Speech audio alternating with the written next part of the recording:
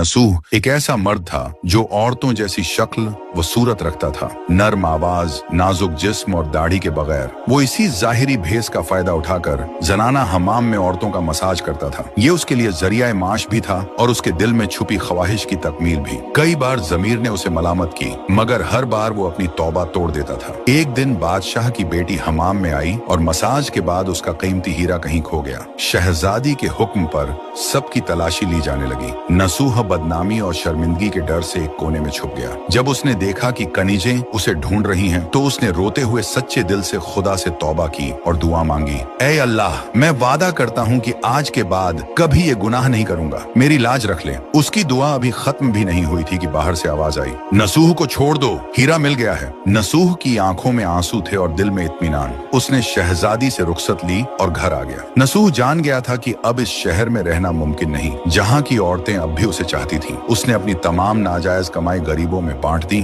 और शहर छोड़कर एक वीरान पहाड़ी पर चला गया। वहाँ वो अल्लाह की इबादत में मशगूल हो गया। एक दिन उसे एक भैंस नजर आई जो घास चर रही थी। उसने सोचा कि ये किसी चरवाहे की होगी और जब तक उसका मालिक न आए वो इसकी देखभाल करेगा। कुछ दिन बाद एक तिजारती काफिला रास्ता भूलकर वहाँ पहुंचा। प्यास की शिद्दत से निढाल ताजिरों को नसूह ने अपनी भैंस का दूध पिलाया और सबको सैराब कर दिया। नसूह के अच्छे अखलाकन से मुतासिर होकर ताजिरों ने जाते हुए उसे बहुत सारा माल बतौर तोहफा दिया। नसूह ने इन पैसों से वहाँ एक कुआं खुदवा दिया। आहिस्ता आहिस्ता उस कुएं के इर्द गिर्द लोग बसने लगे और इमारतें बनने लगी।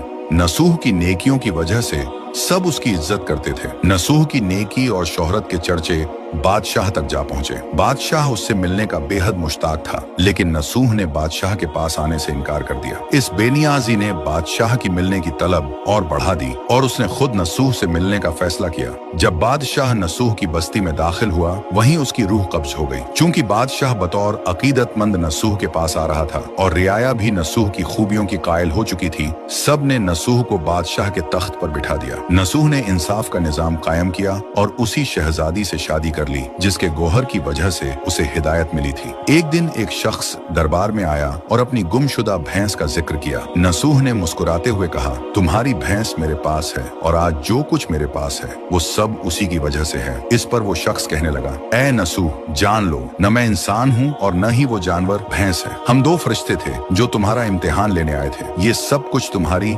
सच्ची तौबा का नतीजा है। ये कहकर वो दोनों फरिश्ते नजरों से गायब हो गए। इसी वजह से सच्चे दिल से की गई तौबा को तौबा नसूह कहते हैं।